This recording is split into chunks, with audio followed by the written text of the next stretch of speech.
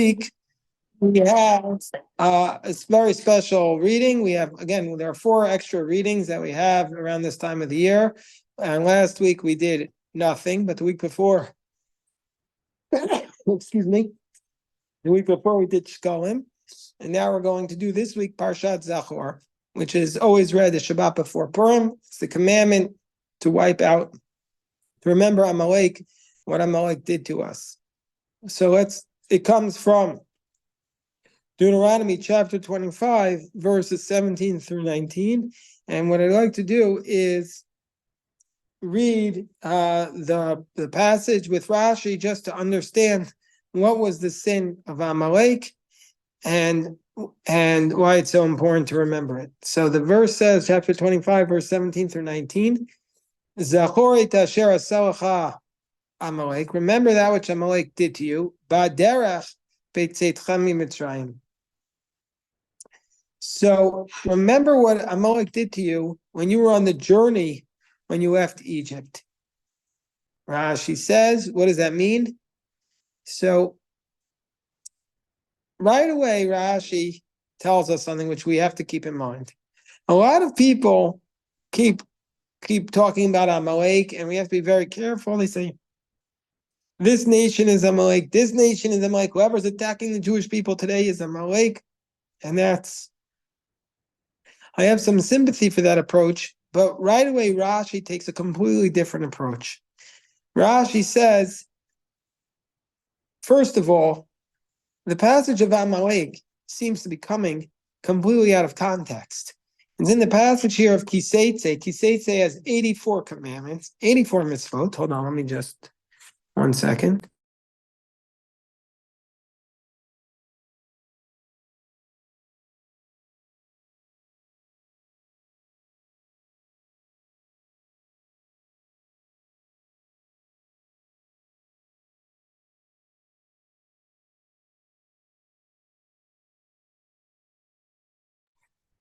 Okay, so the passage of Kiseitze has 84 commandments. 84 commandments.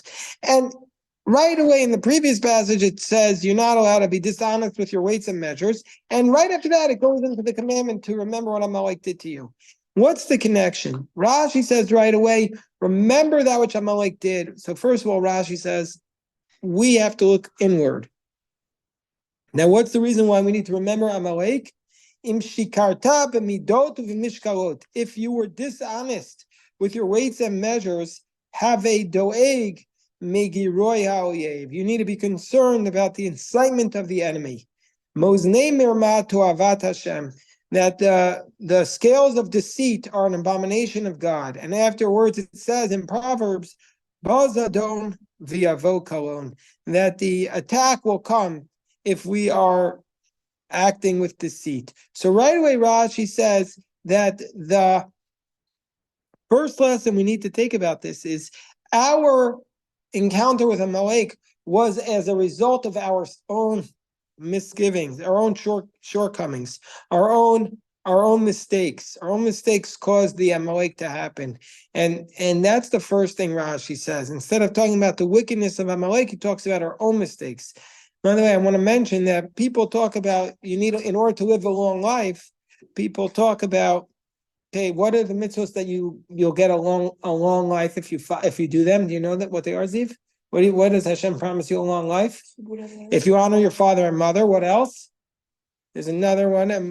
Most people then say the mitzvah to send away a mother bird, but right there it says, right before Amalek, it says, think about the chickens. We send away your mother bird, you get a long life. And now we say another one.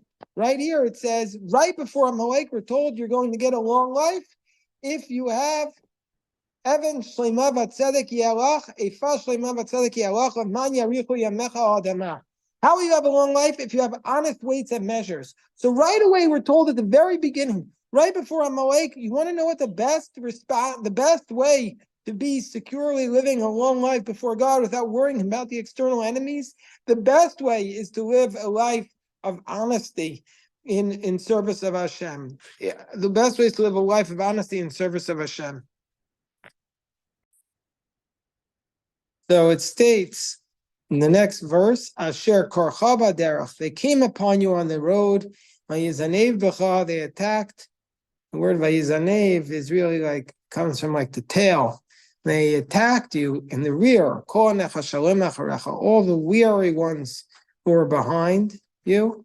You were tired and weary.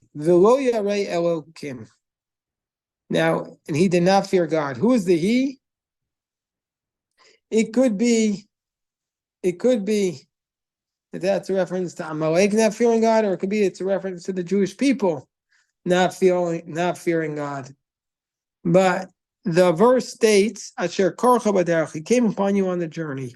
Rashi says that Amalek represents Lashon Mikreh, that he just encountered you on the road.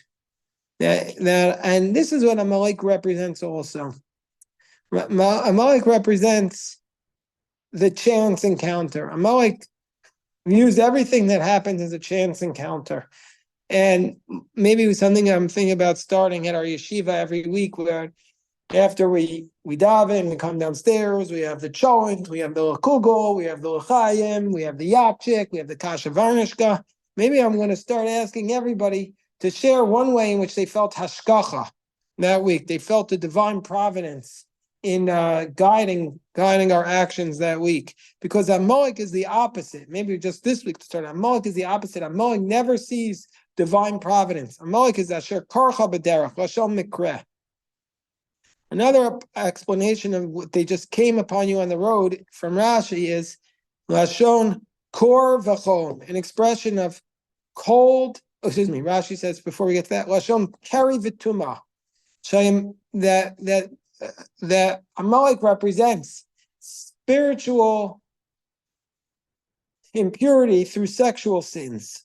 And then a third approach is Lashon kor v'chol, cold and hot.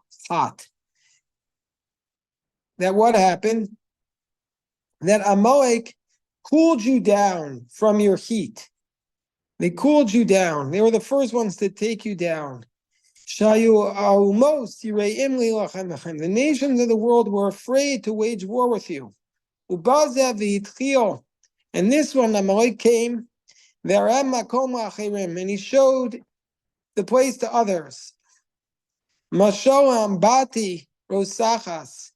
Meaning to say, Amalek came and showed everybody else how to attack the Jewish people. And a parable is like a boiling bath. Nobody can live in this, no creature can live in this bath. But the bath is too hot for anybody to live in. But if somebody comes and jumps into it, even though he's going to get burnt, he's going to cool it down for others. The Amalek knew they couldn't defeat the Jewish people, but they jumped into them and attacked them so that others would be able to defeat them. That's the sin of Amalek, according to Rashi. Rashi gives three approaches. One is that it is the sin of just coincidence. The second approach is the sin of sexual sins. And the third approach is that they just were trying to cool you down. And then Vayizanev b'cha.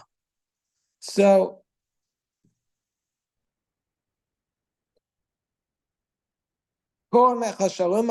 they attacked all the weak and the weary, meaning to say that the Jewish people were weary because of their sins, that the cloud had thrown the Jewish people out of the protection of the cloud of God.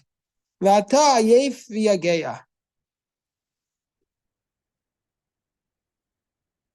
does it mean you're tired and weary? Ayef, through thirst. And as it says, they were thirsty, and then Amalek came. V'yageya baderach. You were tired of the journey, and Amalek did not fear God. Amalek was not afraid of God. And so as a result, when Hashem will leave you from all your enemies from around you, in the land that Hashem will give to you,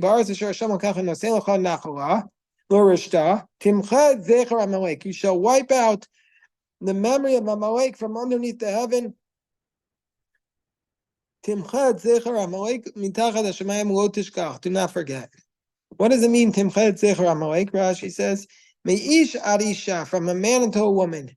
Mi'olel v'ad yonik, mishur v'ad tzeh.